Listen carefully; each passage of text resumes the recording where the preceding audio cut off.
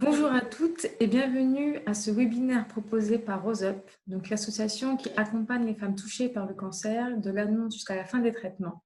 Donc cet atelier est animé par Jocelyne Roland aujourd'hui, kinésithérapeute qui intervient à la Maison Rose Paris également. Donc l'atelier de ce jour est sur le thème donc les suites post-opératoires, donc les exercices à faire suite à une opération, de client à un cancer du sein. Donc, les exercices seront proposés par Jocelyne, elle vous montrera les exercices à faire. Donc, je me présente également, j'ai oublié de le faire. Donc, Siam Burguin, chargée de mission au sein de la Maison Rose Paris également. Donc, RoseUp, qui est une association qui accompagne les femmes touchées par le cancer, propose différents volets d'accompagnement, que ce soit par les Maisons Roses et également via l'information grâce au Rose Magazine et également un volet défense des droits des patients. Donc, cet atelier qui dure 1 heure, proposé par Jocelyne, nous pourrons également répondre à vos questions donc, via le petit Q&R pour celles qui sont en direct sur le lien Zoom. Donc, je pourrai transmettre vos questions à Jocelyne. Malheureusement, pour celles qui sont en Facebook Live directement, je ne pourrai pas recevoir vos questions. Ce seront les équipes de la rédaction qui pourront y répondre. Donc, je vous souhaite à toutes une très bonne séance et à tout à l'heure. Je t'en prie, Jocelyne. Bonjour à toutes. Alors aujourd'hui, on va envisager les exercices que vous allez pouvoir faire après votre intervention. Quelle que soit votre intervention en fait, on va parler à la fois d'une intervention de tumorectomie, mastectomie, les gestes axillaires, que ce soit une biopsie du ganglion sentinelle ou un curage axillaire, et puis aussi si vous avez eu une reconstruction immédiate ou même si vous avez été juste reconstruite. Parce qu'en fait, vous allez voir que tout ce que je vous propose dans cette première phase, puisque nous, on va parler aujourd'hui, et je tiens bien à le préciser, de ce qu'on peut faire dans le mois qui suit l'intervention, voire au plus 6 semaines. Donc, on va être dans le début de la remise en mouvement, on va être dans la douceur, il ne faudra jamais vous faire mal, mais ce premier mois, ça peut s'appliquer à tout un tas de situations de soins. Donc déjà, ça c'est une première chose pour vous expliquer la situation. Peut-être que vous pouvez prendre un paréo ou une écharpe, en tout cas un bout de tissu un petit peu long, parce que ça nous permettra de faire quelques exercices. Et si vous avez une sangle élastique, vous pouvez la prendre avec vous, mais c'est aussi simple d'avoir un bout de tissu, une écharpe, je vous dis un paréo, quelque chose de très simple. Je vais juste fermer. Donc, je te laisse me dire les questions. S'il y en a, tu peux m'interrompre. Tu n'hésites pas. Alors, la première chose, quand vous avez été opéré, compte tenu de cette opération, de la douleur, des appréhensions que vous pouvez avoir, c'est que souvent, vous allez avoir une posture de quelqu'un qui souffre, qui a souffert. Et cette posture de quelqu'un qui souffre ou qui a souffert, c'est une posture qui est repliée sur vous-même. Alors, ça c'est dommage, même si c'est légitime d'avoir cette posture parce que ça correspond à notre attitude à nous tous quand on souffre. Mais ce qu'on n'aime pas, nous les kinésithérapeutes, si vous prenez cette position, c'est que ça risque d'organiser vos épaules, votre colonne à long terme avec des douleurs. Et c'est dommage de ne pas prendre les devants, de ne pas prévenir ce que vous allez pouvoir faire à ce moment-là pour éviter les douleurs que vous ressentirez dans quelques mois, peut-être d'ici 1 an, 2 ans. Donc, on prend les devants tout de suite. Et puis, ce que je vous montre là, ça, vous pouvez le faire tout le temps. Et vous savez, à la limite, j'ai envie de dire, tout le monde pourrait le faire. Donc, première chose, quand vous êtes assise, essayez déjà de redresser vos lombaires. Vous voyez, je mets mes mains dans mes lombaires. Alors, peut-être que de mettre les mains en arrière, les bras en arrière, c'est déjà un petit peu douloureux. Mais en y allant doucement, en resserrant un peu vos omoplates, vous allez mettre vos mains dans vos lombaires. Donc, peut-être que vous pouvez le faire en même temps que moi. Vous mettez vos mains dans vos lombaires et vous redressez vos lombaires. Un peu comme si vous vouliez cambrer vos lombaires. Et ça n'est pas gênant de cambrer. Très souvent, quand on est assise, parce que souvent vous êtes assise après les traitements, parce que vous êtes fatigué, vous allez vous enrouler comme ça. Et le simple fait, vous voyez, de redresser vos lombaires va déjà positionner l'ensemble de la colonne. Donc, première chose à faire, vous positionnez vos lombaires en creux, vous mettez vos mains. Si ça vous fait mal aux épaules, parce que si vous avez d'un côté un cathéter, de l'autre côté une opération, peut-être que ce geste sera difficile. À ce moment-là, ce n'est pas grave. vous roulez sur vos ischions pour vous redresser. Rouler, ça veut dire faire ça. Je suis effondrée, je roule sur mes fesses et je me redresse. Vous voyez, là, je ne bouge pas mes bras. Je roule et je me redresse. Ça, c'est la première étape. Une fois que vous avez compris comment mettre vos lombaires, on va organiser la posture du haut du corps. Et là, je vais vous demander tout doucement de bomber le torse légèrement en relevant le menton. On relâche et on va à nouveau bomber le torse en relevant le menton. Alors, après, je vous explique la respiration, mais je vais déjà vous donner quelques indications pour la respiration. Très souvent, on apprend à respirer de la façon suivante, et ça, je vous le dis souvent lors des webinaires, on apprend à inspirer en se redressant et à souffler comme si on se dégonflait. Ça, c'est très mauvais parce que ça ne sert à rien et parce qu'on va se recroqueviller, et dans le cas qui nous intéresse aujourd'hui, ce n'est pas une bonne idée. Alors, comment on va respirer? Par exemple, quand je bombe le torse, là, l'exercice que je vous ai demandé de faire, bomber le torse légèrement, eh bien, vous allez essayer de souffler en même temps. Et j'inspire, je relâche. Mais je ne vais pas jusqu'à l'effondrement. Je me suis redressée en lombaire, je souffle en bombant le torse. Quand j'inspire, je reviens en position neutre. Et je souffle, je bombe le torse. Là, on va faire déjà bouger une zone, la zone du thorax, une zone qui a été opérée, qui est sûrement endolorie, que vous avez peut-être peur de bouger, mais le simple fait de redresser ici le buste et de relever votre menton, ça va déjà agir pour vous détendre. Et en même temps, le souffle, en vous redressant, va fixer ce redressement. Donc, au lieu de respirer puis de vous effondrer, en quelque sorte, vous gainez déjà votre posture. Donc, une fois que vous avez fait ce bombé de torse, tout en douceur, eh bien, vous allez pouvoir corriger l'attitude de l'épaule, qui est souvent une attitude en avant. Du côté opéré, du côté du cathéter, si ça se trouve, vous pouvez aussi avoir l'épaule en avant.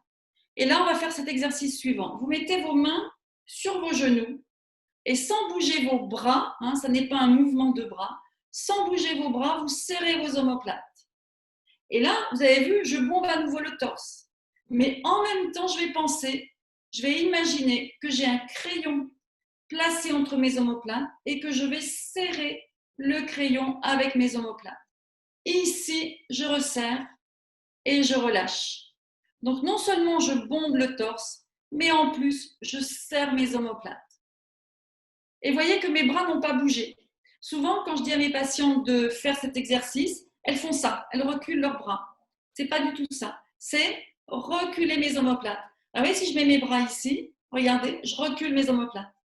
Mon omoplate est en avant, je suis un peu enroulée d'un côté, je recule mon omoplate. Je suis enroulée, je recule mes deux omoplates. Et reculer les omoplates, ça veut dire aussi les resserrer vers la colonne. Ça, c'est extrêmement important à faire dès que vous le pouvez. Parce que, en fait, si vous laissez votre épaule s'enrouler à cause de la douleur et à cause de ce que mes patientes appellent la peur d'avoir un choc sur la zone opérée. Et c'est pour ça que j'ai intitulé cette position l'attitude de protection du sein. C'est la protection de la zone qui a été meurtrie. Donc, inconsciemment, même, vous l'avez certainement, cette position. Donc, dès que vous allez vous redresser, vous voyez, j'ai redressé mes lombaires, je relève mon menton, je bombe le torse, je serre les omoplates, eh bien, vous allez sentir que ça vous fait du bien. Faites-le avec le souffle et vous sentez déjà que vous vous oxygénez. Parce que d'être refermé, ça bloque toute la respiration, ça bloque aussi le drainage de la zone du sein et ça bloque en fait le drainage du bras. Souvent après l'opération, il y a ce qu'on appelle une stase, c'est-à-dire que ça circule moins bien. Mais pourquoi? Pas parce que vous avez été opéré du creux de l'aisselle, mais parce que vous ne bougez pas votre bras. Donc ne vous inquiétez pas, ça n'a rien à voir avec le lymphodème. C'est juste que votre bras, vous ne le levez pas encore comme ça la main en l'air. Ensuite, l'attitude ici, ça bloque, ça ferme le drainage du sein. Donc, comme le sein a été opéré ou la paroi, ça favorise aussi la stase à ce niveau-là. Dès que vous ouvrez, dès que vous respirez, vous bougez, vous faites fonctionner tout un tas de zones, tout un tas de systèmes qui sont importants pour votre bien-être. Voilà, donc ça, c'est la première étape. Je me grandis, toujours, toujours, toujours, toujours. J'ai redressé mes lombaires, j'ai bombé le torse, j'ai resserré mes omoplates. Et le fil ici que l'on tire pour être toujours grande, ça, c'est valable pour tout le monde. Aujourd'hui, tout le monde vit comme ça, un peu tassé. Et même quand on marche dans la rue, on regarde par terre. Quand on est assis, on croise les jambes et on est recroquevillé sur nos écrans de téléphone.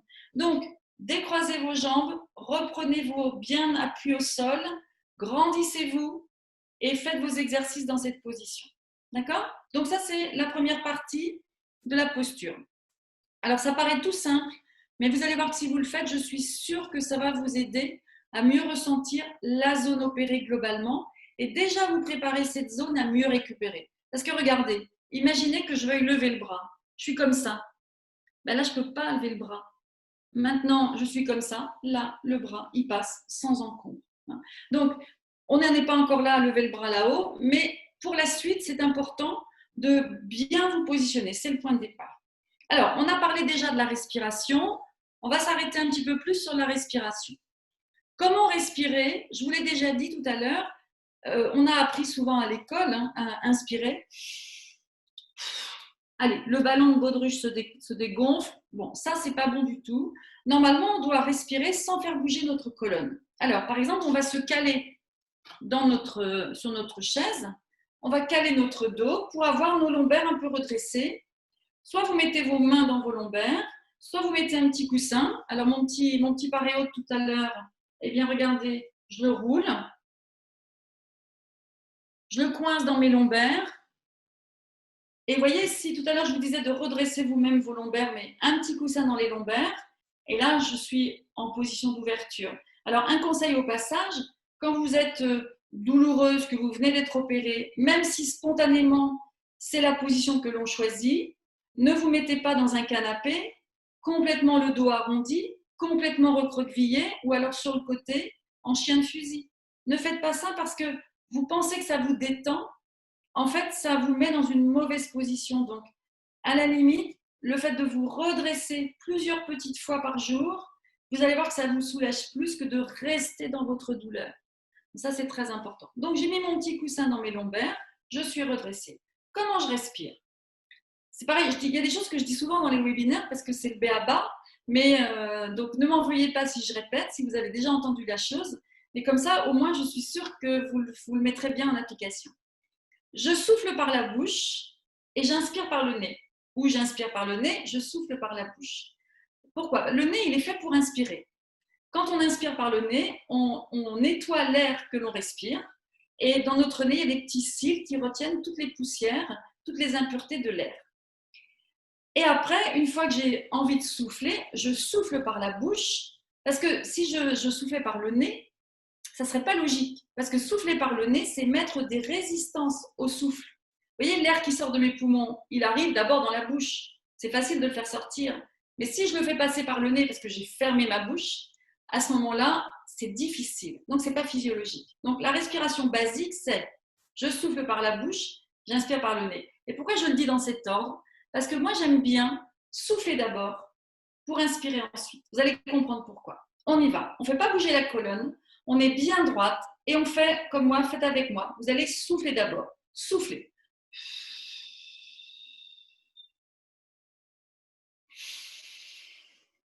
Voilà, vous voyez ce que j'ai fait et faites-le avec vos bras parce que ça va imager le mouvement. Alors, j'explique ce que j'ai fait. Qu'est-ce que j'ai fait? Avec mes mains, en fait, je n'ai pas appuyé sur mon ventre. Ce sont mes abdos qui se sont contractés pour souffler et faire sortir l'air de mes poumons en contractant le ventre. Une fois que j'ai soufflé, j'ai vidé mes poumons. Et là, qu'est-ce que j'ai envie de faire? J'ai envie d'inspirer. Et qu'est-ce que j'ai envie de faire? J'ai envie d'inspirer avec ma cage thoracique et non pas avec mon ventre que je vais gonfler. Le fait de gonfler le ventre à l'inspire, vous savez, le gros ventre qu'on vous fait faire parfois, c'est un exercice dans certaines situations. Ça peut être un exercice en sophrologie, ça peut être un exercice de relaxation, mais ce n'est pas un exercice qui est physiologique de la respiration basique. Et moi, j'ai envie de vous donner plutôt une posture corrigée. J'ai envie de vous donner un ventre gainé. Donc, je fais une respiration basique mais qui va vous aider, vous allez voir, à développer votre cage thoracique. Parce que l'opération que vous avez subie, elle est intervenue, si vous voulez, elle se localise, j'ai trouvé le mot, elle se localise sur votre thorax. Donc, c'est bien votre thorax qu'il faut faire bouger, mais là encore, pour ne pas vous faire mal, mais pour vous détendre, pour vous relaxer et pour éviter que tout se fige et devienne à la longue de plus en plus douloureux. Alors, on va y aller. On va souffler d'abord. Avec mes mains, j'accompagne le mouvement comme si j'aidais mon ventre à se rentrer. Et c'est juste un guide. Et après, je mets mes mains ici. Et là, je vais imaginer que je ressens, que je sens un parfum fantastique que j'aime, une fleur, un parfum que je me mets après sur ma peau ou sur mes vêtements, pas sur la peau, ou une odeur de cuisine qui me fait plaisir, enfin bref, ou alors au bord de la mer, quand vous sentez, vous voyez, ou alors une pinède, enfin voilà, vous comprenez ce que je veux dire. Je souffle avec mes mains qui guident comme si j'appuyais, et après, j'ouvre ici en disant à mes mains d'attirer mon thorax en grande ouverture. Et vous avez vu que ma colonne n'a pas bougé. Alors, on y va. On souffle.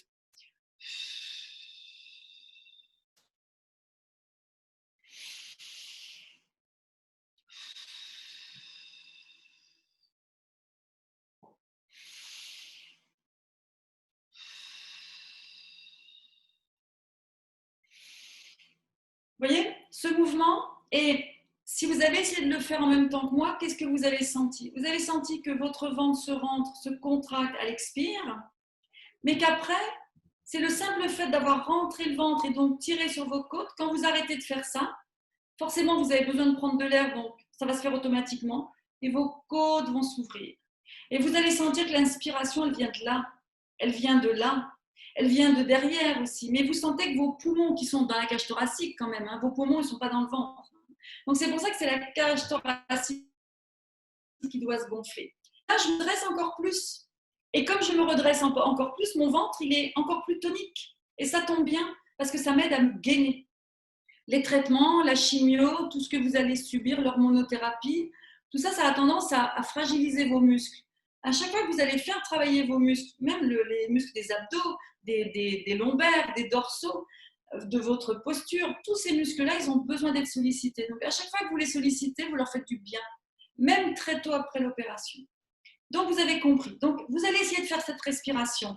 Soufflez d'abord, gonflez la poitrine ensuite, sans bouger la colonne, toujours étirée.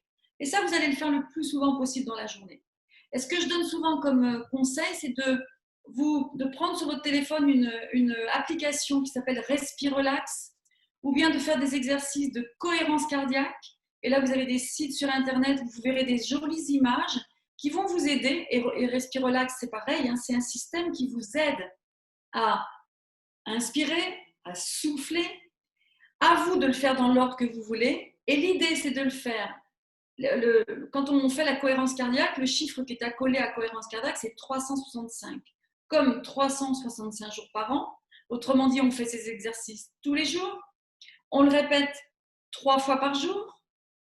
On fait des respirations qui vont durer 10 secondes et on en fait 6 à chaque fois. Et 10 secondes, ça veut dire que j'inspire pendant 5 secondes et je souffle pendant 5 secondes. Et en essayant de commencer toujours par le souffle. Et vous allez voir qu'au début, c'est très difficile de souffler ou inspirer longtemps. Et on a toujours tendance à plus inspirer ou plus souffler, ça dépend des personnes. Et là, l'idée de calquer votre respiration sur un rythme bien précis, eh bien, vous allez voir que petit à petit, ça va agir sur votre anxiété, sur le stress, ça va vous détendre.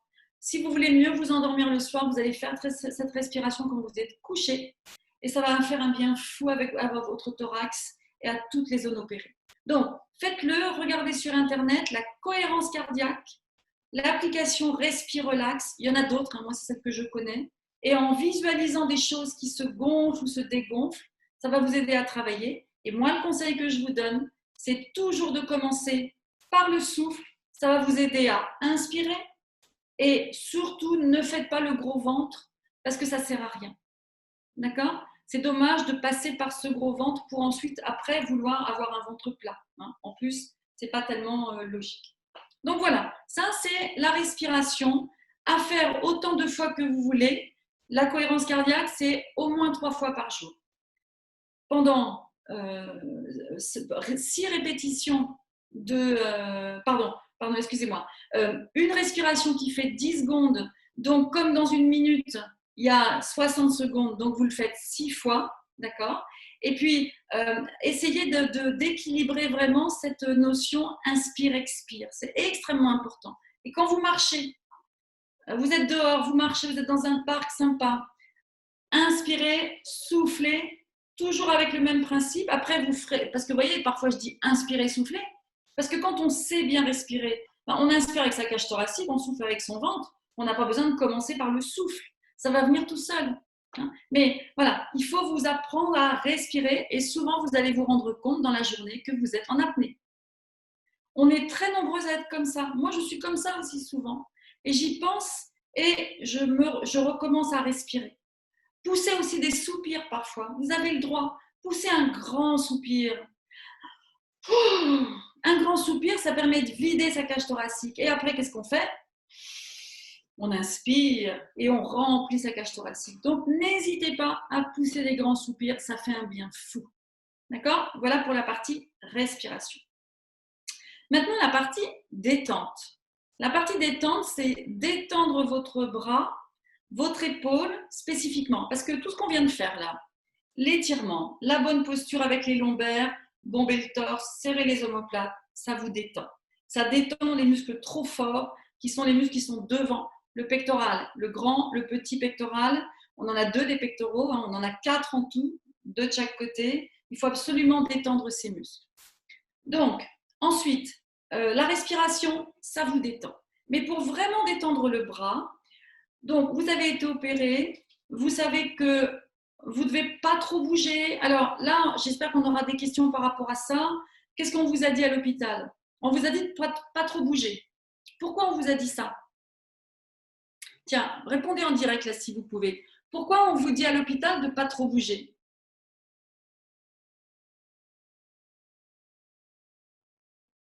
Je vais mettre le... Alors, du coup, personne ne répond. Est-ce qu'on vous a dit à l'hôpital de ne pas trop bouger? Je pose la question différemment. Alors oui, Alors, l'épaule du parasouffle. Alors, ne pas trop bouger, ça fragilise l'opération. Très bien, exactement. Et on n'a pas le droit de trop tirer sur les zones opérées pour pas avoir des écoulements et que ça crée des lymphocèles et puis des raideurs aussi à la longue. Donc, on sait vous ne devez pas trop bouger après l'opération. Qu'est-ce qu'on vous a dit d'autre par rapport au fait de ne pas trop bouger?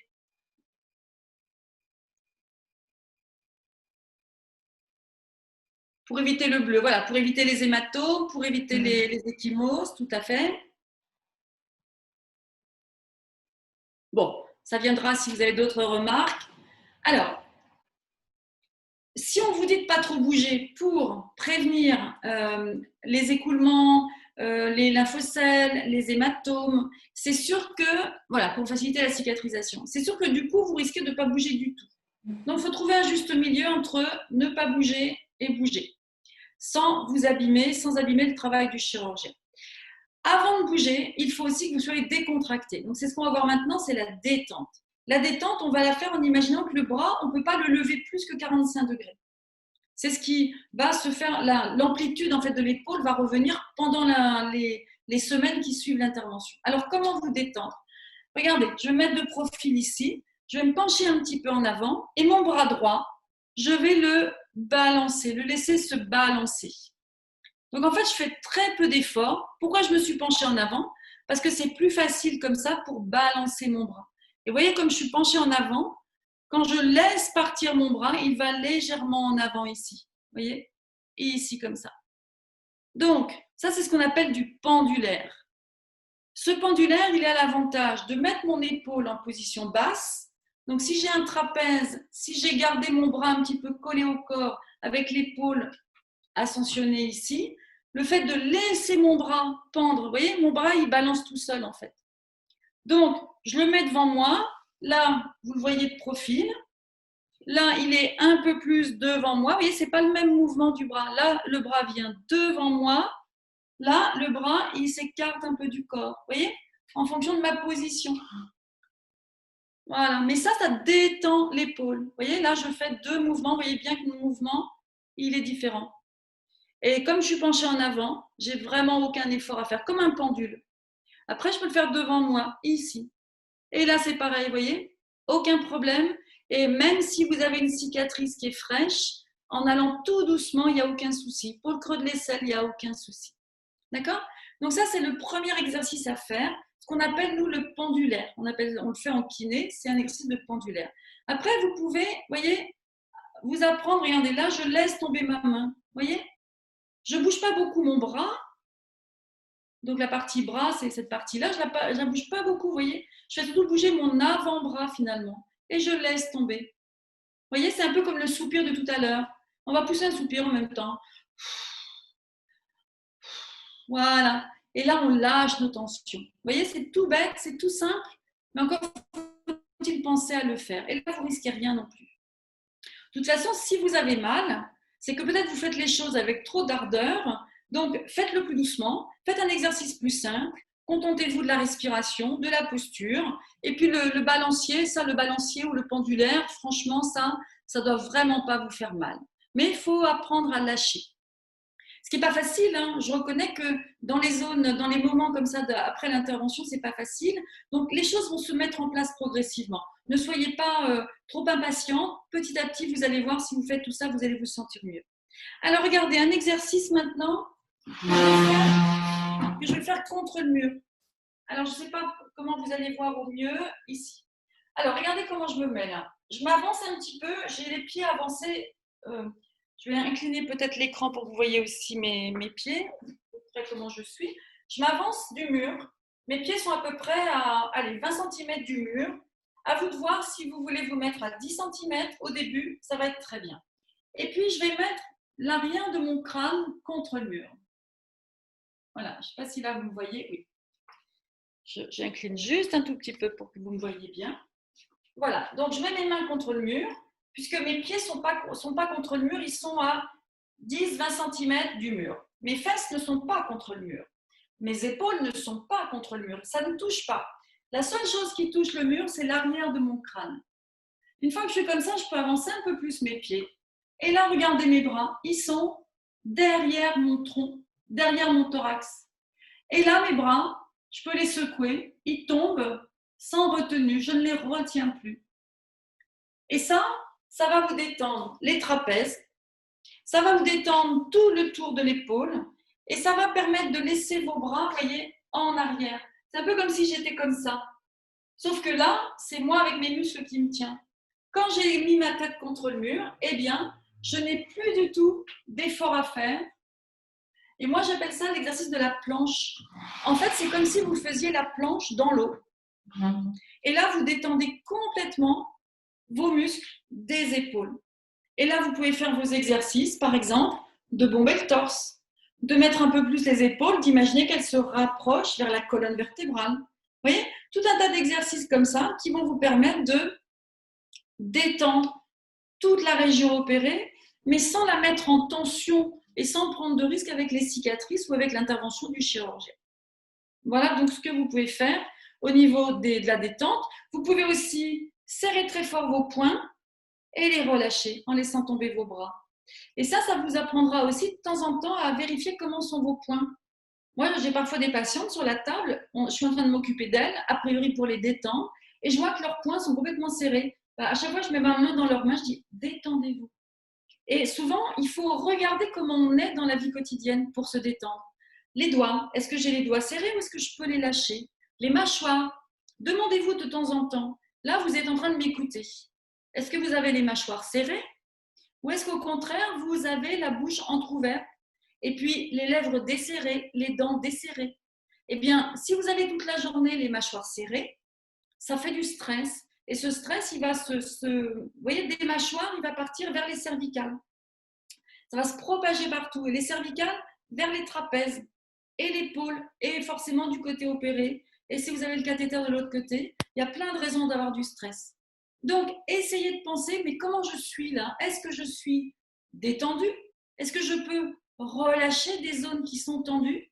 Est-ce que je peux pousser un soupir ou est-ce que je suis complètement bloqué? Et vous avez toutes les raisons d'être bloqué. Donc, faites ces exercices, vous allez voir, ça va vous faire un bien-être pas possible.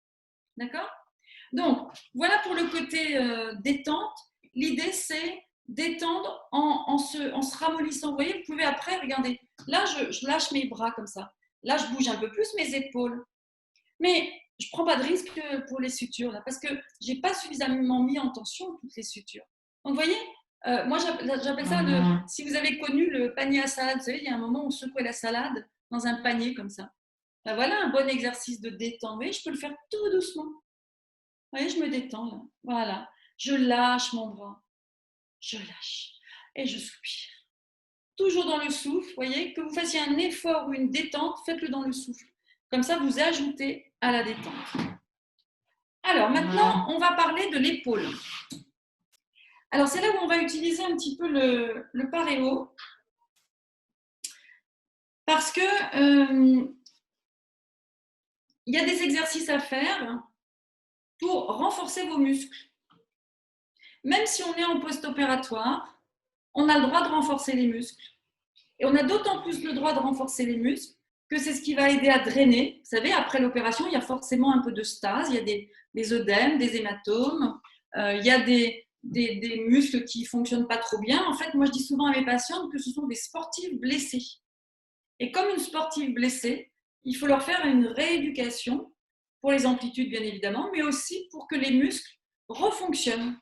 Et comme ça, vous pourrez de plus en plus faire des choses avec votre bras sans crainte de la survenue du fameux gros bras, puisque on sait qu'au contraire, quand on contracte les muscles, du moment qu'on le fait progressivement, en augmentant peu à peu l'intensité et la fréquence des exercices, il n'y a pas de risque de gros bras. Au contraire, ça aide à drainer. Donc, vous allez voir tout à l'heure, on va faire un exercice avec le paréo. Alors, qu'est-ce qu'on va faire avec l'épaule? Avec notre épaule, alors, on va imaginer que pendant que vous êtes là dans cette période post-opératoire, vous n'avez pas revu encore votre chirurgien, que vous allez revoir en fonction des hôpitaux, soit 15 jours après l'opération, soit un mois après l'opération. Ça dépend vraiment des hôpitaux. Mais vous êtes sorti de l'hôpital souvent avec un livret pour faire des exercices. Alors, je vais vous montrer quelques exercices qui sont peut-être dans votre livret et puis je vais vous donner quelques conseils pour faire ces exercices. Donc, très souvent dans les livrets, vous avez des exercices pour les omoplates. Mais faire bouger, on vous dit, faites bouger vos omoplates. Voilà, ça c'est un peu ce qu'on a fait tout à l'heure dans la posture. Sauf que moi, je vous ai demandé d'insister sur l'ouverture ici, bomber le torse et resserrer vos omoplates. Donc, le conseil que j'ai à vous donner par rapport à ces exercices d'épaule, vous voyez, globalement, c'est de faire attention à ne pas faire avec les bras, parce que là, voilà, mes bras bougent, pas mes épaules. Donc, fixez vos mains sur vos genoux et faites travailler ici vos épaules. Mais là, il y a deux directions dans lesquelles vous devez insister, vers l'arrière et vers le bas. Parce que souvent, les femmes opérées du sein, elles ont une tendance à avoir l'épaule relevée, l'épaule en avant. C'est un peu ce que je vous disais tout à l'heure dans la première partie, posture. Donc, si vous faites bouger vos omoplates, allez-y, vous décrivez un cercle. Le cercle, il va vers l'arrière et vers le bas.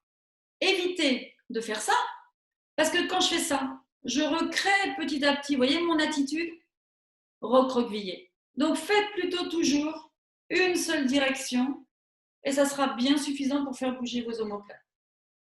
Vous voyez? Donc, essayez de choisir la bonne direction du mouvement, toujours l'idée de vous étirer.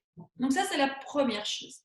Après, vous allez pouvoir faire travailler les différentes articulations du membre supérieur. Alors, le plus simple, c'est de croiser vos doigts. En ayant croisé vos doigts, vous allez vous entraîner ici à faire ce fameux exercice que tout le monde connaît, d'extension des coudes avec extension des poignets et extension des doigts. Bien sûr, on passe par la flexion. Ça, c'est de la flexion des coudes, des poignets, des doigts. Mais ce qui va compter, c'est surtout de faire de l'extension. D'accord? Et là, vous voyez, je n'ai pas bougé mes omoplates. Donc, en même temps, je vais pouvoir bouger mes omoplates. C'est-à-dire, regardez, je vais essayer de tirer voyez, vous avez vu le mouvement? Si je fais ça comme ça, enroulé, là, je n'ai pas bougé mes omoplates, c'est dommage. Maintenant, je me redresse, je serre mes omoplates et en gardant mes omoplates serrées, je fais ce mouvement ici d'extension des doigts, du poignet, des coudes. Et la position la plus intéressante, c'est celle-là. Alors, vous voyez comme j'ai mes coudes bien tendus. Moi, je vois souvent des femmes qui n'ont pas les coudes tendus à fond. Alors, il y en a un qui est fléchi. Alors, ça peut être un peu de douleur. Mais justement, si vous sentez que c'est un peu douloureux, c'est très certainement parce que vous ne le faites pas. Donc, faites-le doucement. Et puis, si vraiment vous avez des douleurs, à ce moment-là, il faut en parler à un kiné, à un médecin, parce que ça peut être un début de corde qui viennent s'installer et qui limite le coude. Mais si vous faites ça précocement, au contraire, ça va aider vos tissus à bien récupérer. Alors, au niveau de la respiration, alors vous avez vu au niveau de la posture, je me redresse, je serre mes omoplates. Je ne fais jamais les exercices comme ça, vous voyez, je ne fais jamais mes exercices sensés au reste de la procédure. Donc, le reste de la procédure, c'est je me redresse, je bombe le torse, je serre mes omoplates. Ça, c'était l'étape 1. Maintenant, je respire.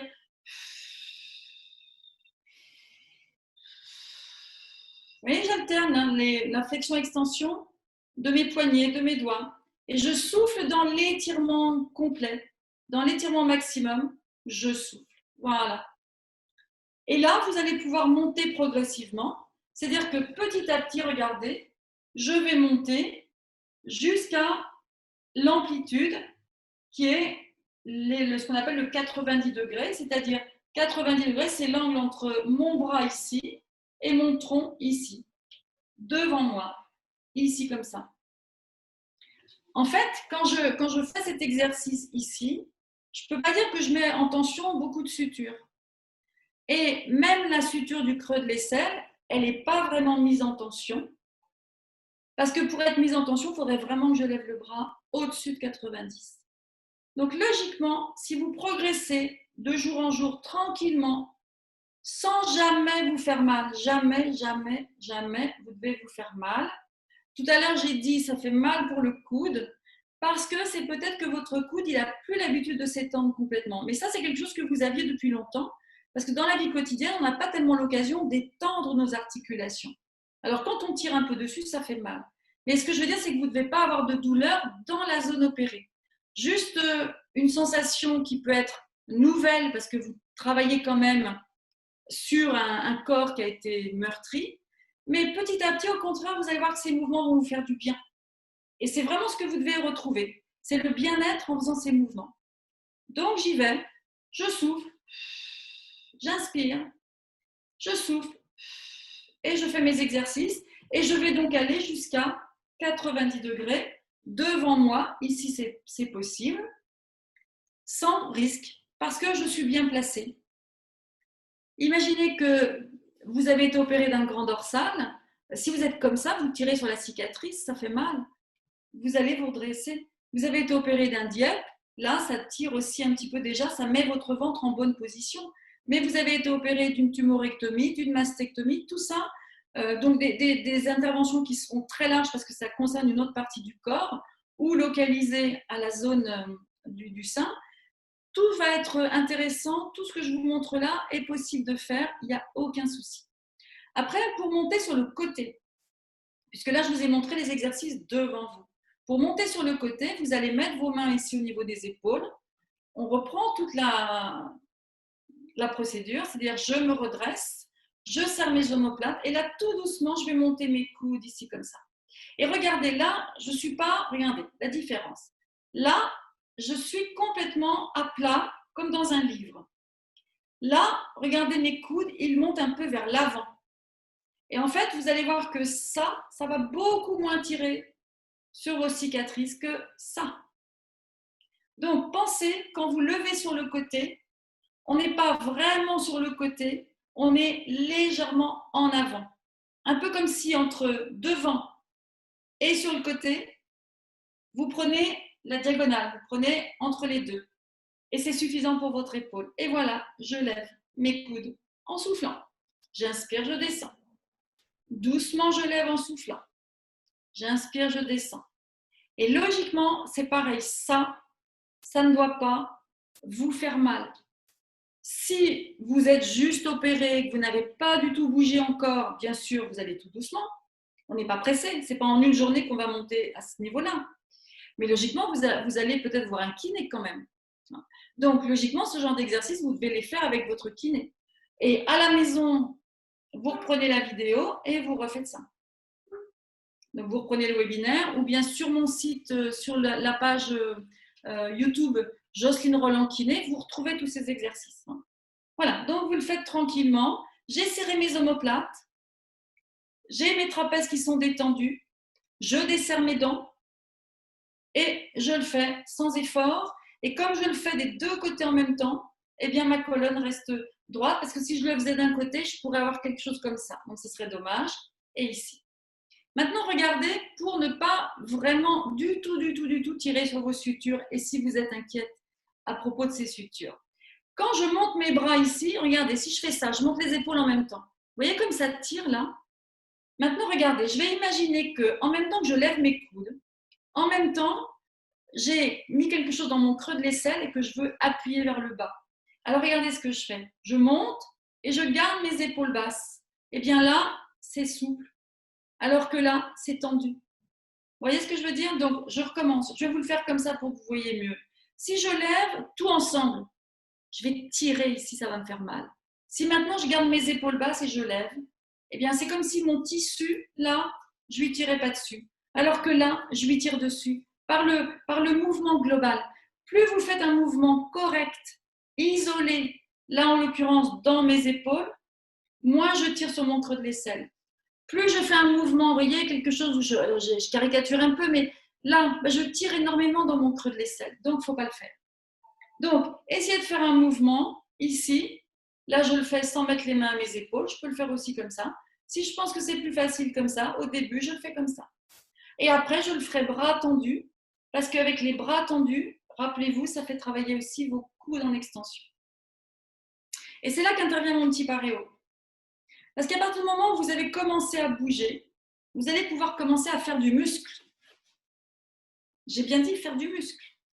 Alors, je le mets dans sa longueur. Voilà. Et regardez ce que je vais faire. Je vais le mettre devant moi ici comme ça. Donc, toujours, je suis droite, je bombe le torse, je serre mes omoplates. Je vais le mettre un peu plus bas pour que vous voyez mes coudes. Vous voyez, mes coudes, ils sont collés contre moi. Et je vais tout simplement tendre le paréo. Et je le relâche. Alors voilà, comme ça on voit mieux. Il est relâché. Je tire sur mon paréo en soufflant. Et je relâche. Je ne sais pas si vous le faites en même temps que moi. Qu'est-ce que vous sentez? Vous sentez, bien sûr, ça tire sur le paréo, mais regardez si je le fais à vide, vous voyez ce mouvement-là. Et en faisant ce mouvement-là, je vais resserrer mes omoplates une fois de plus. Et en faisant ce mouvement-là, ici, je bombe le torse. Donc, qu'est-ce que je suis en train de muscler à tirer sur mon paréo comme si je voulais le déchirer? Je suis en train de muscler tous mes muscles arrière. Et je suis en train de préparer une détente de tous les muscles avant. Ces muscles du devant ici, les pectoraux.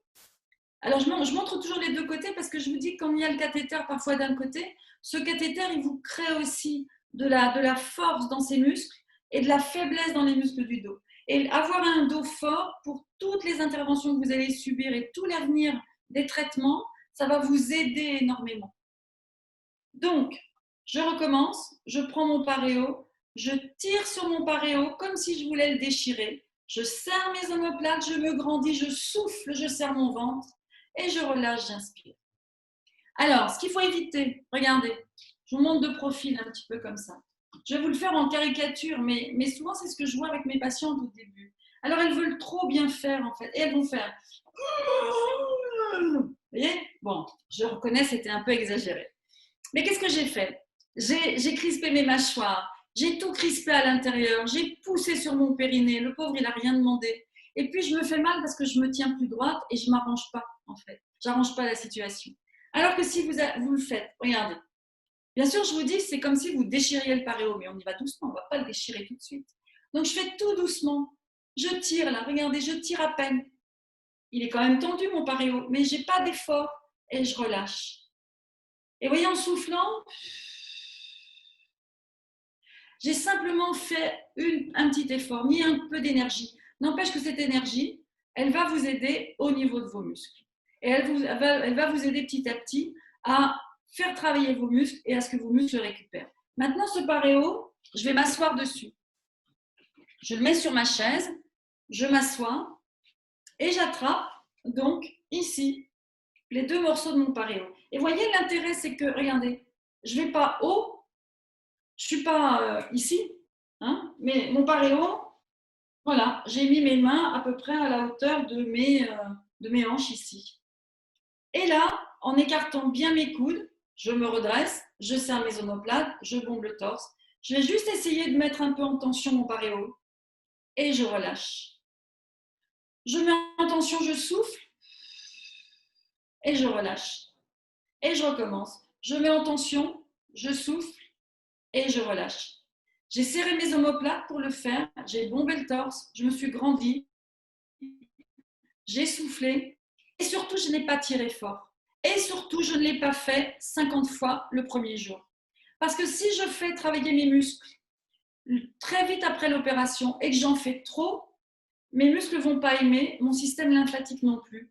Parce qu'il y aura trop de travail tout de suite, trop de choses à éliminer tout de suite. Et le creux de l'aisselle, il a quand même été opéré. Donc, il y a aussi un peu de stase et de blocage au niveau du creux de l'aisselle. Donc, il ne faut pas amener trop de travail d'un coup. Donc, par exemple, je vais le faire, allez, 5 fois. 1 fois, 2 fois, 3 fois, 4 fois et 5 fois. Et c'est tout. Je ne le refais pas de la journée.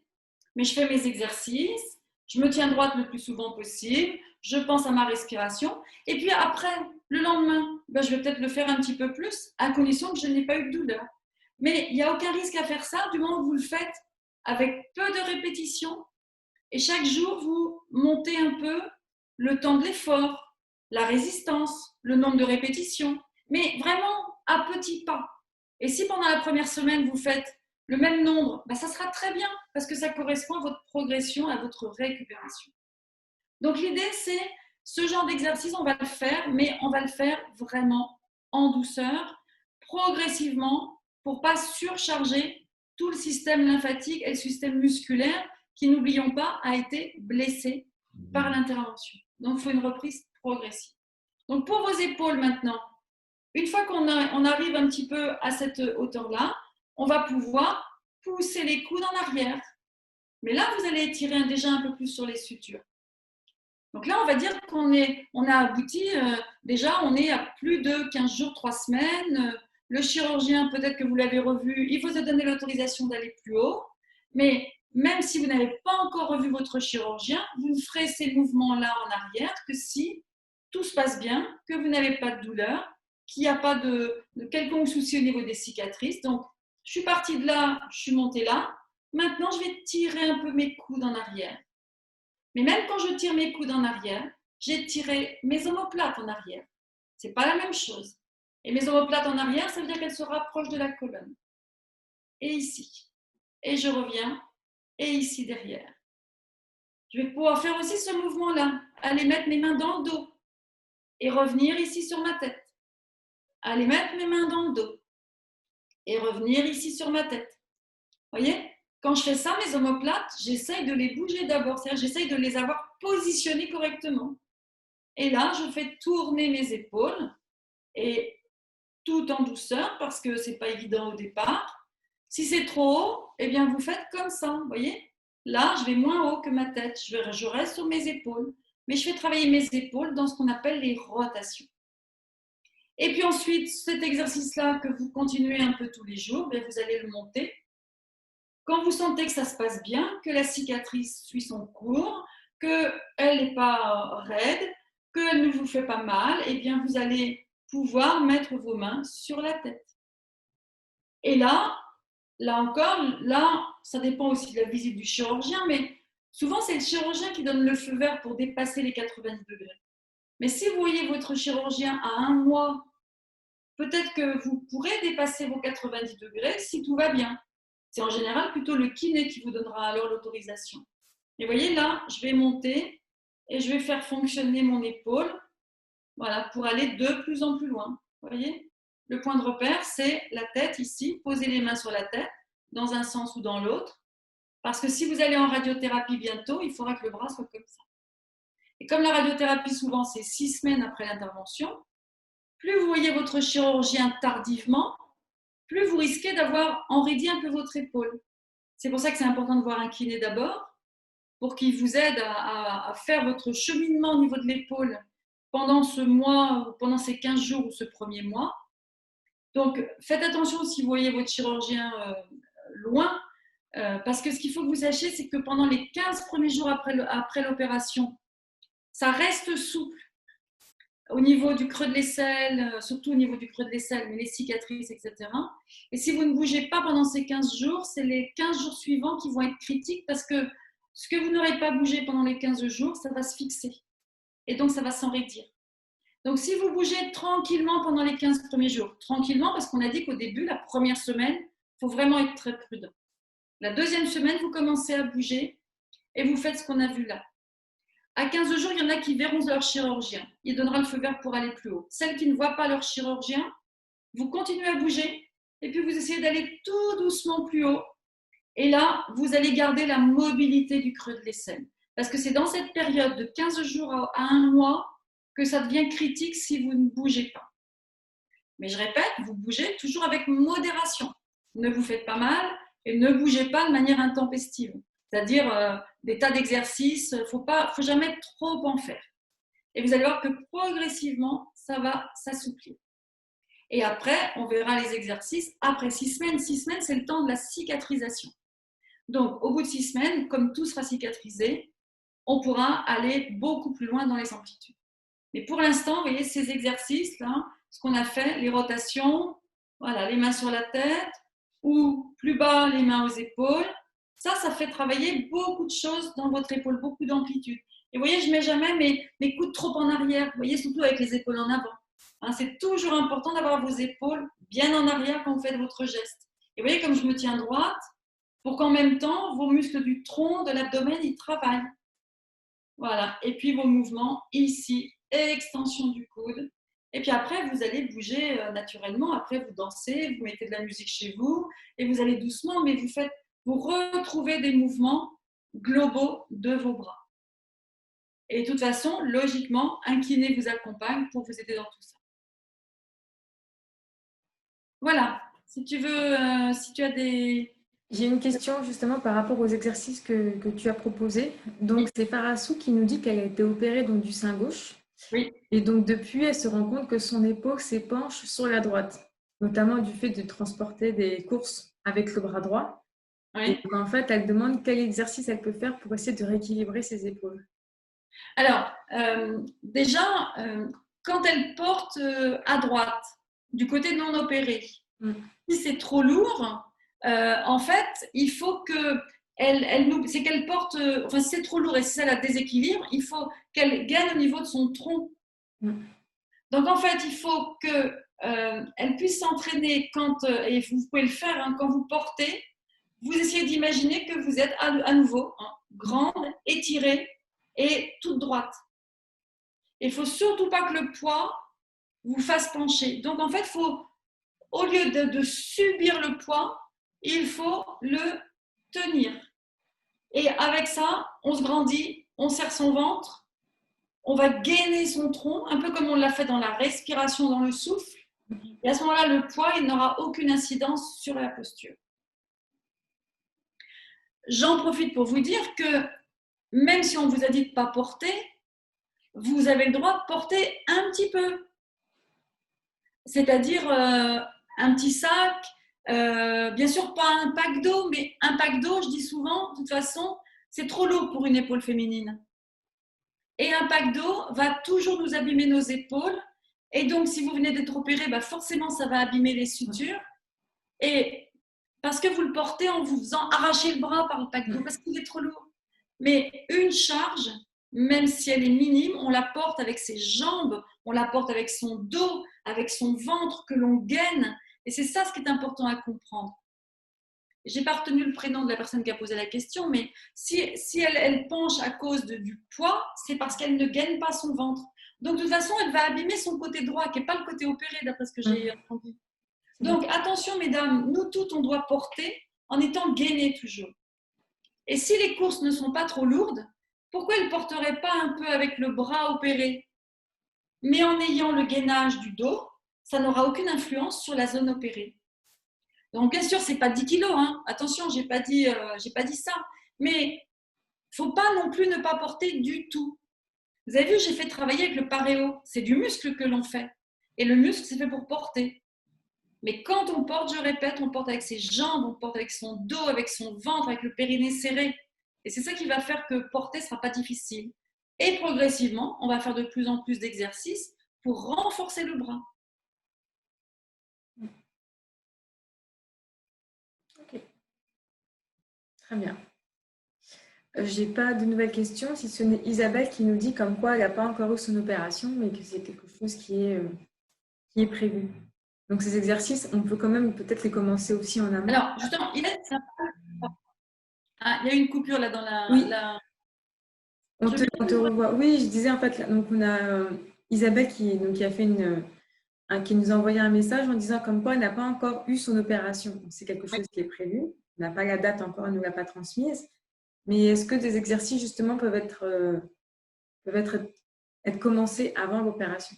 Tout à fait. En fait, tout ce que je vous ai montré là, c'est aussi une éducation à se positionner, respirer, faire bouger ses omoplates. Et ça serait l'idéal, ça serait que toutes les femmes, avant de se faire opérer, apprennent tout ça. À ce moment-là, elles arriveraient à l'opération avec déjà des zones qui sont éduquées, qui sont un peu renforcées, et elles subiraient moins l'opération sur des zones qui sont déjà peut-être mal placées, parce que malheureusement, nos épaules de femmes, elles sont souvent mal placées. Elles peuvent être douloureuses, elles ne sont pas musclées. Nos omoplates, moi, quand je demande à mes patientes de serrer les omoplates, il y en a plein qui n'ont jamais serré leurs omoplates, parce que ce n'est pas quelque chose qu'on a appris à faire. Donc, avant l'opération, pour Isabelle, c'est super si elle fait tout ça. Elle va arriver à l'opération, elle va être super bien placée, et elle aura moins de déficit après, moins de douleur, parce qu'elle saura faire ses exercices. Il y a quelques hôpitaux qui commencent à faire des programmes où ils invitent les femmes avant l'opération à voir un kiné pour qu'on leur explique tout ça. Et si Isabelle et toutes les femmes qui ont de la chimio, je ne sais pas si c'est le cas d'Isabelle, mais si elle a de la chimio avant l'opération, eh bien c'est le moment de faire ça. Du coup, ça va travailler aussi les muscles pour qu'ils soient moins affaiblis par la chimio.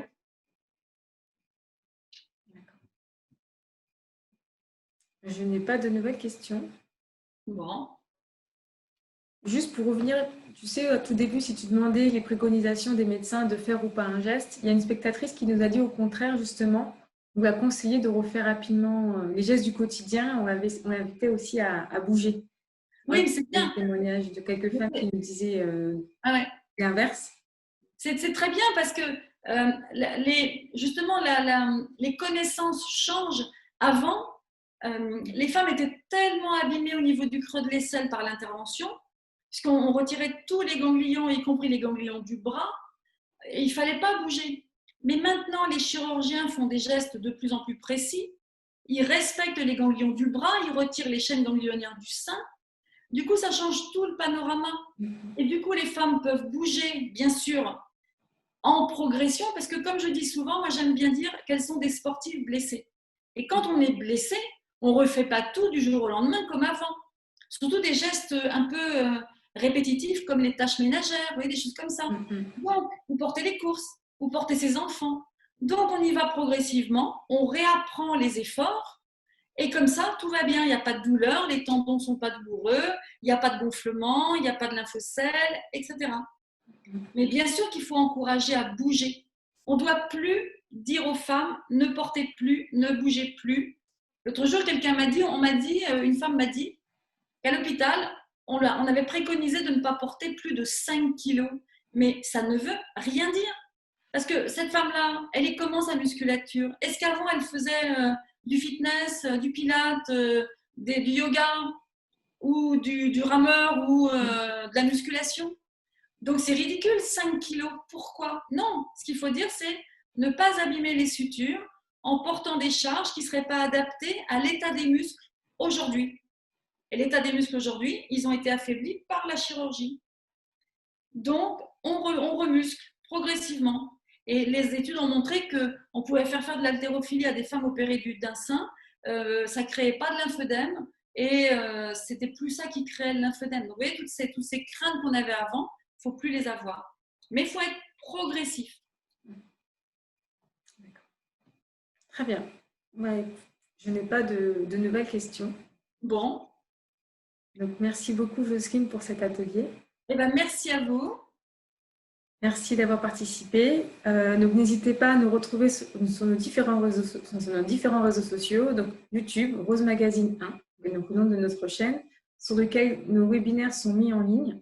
Je vous invite à vous y abonner d'ailleurs si ce n'est pas déjà fait pour être alerté dès qu'une vidéo est en ligne. Et également notre page Facebook. Donc, nous proposons des webinaires aussi en Facebook Live, certains, mais pas tous.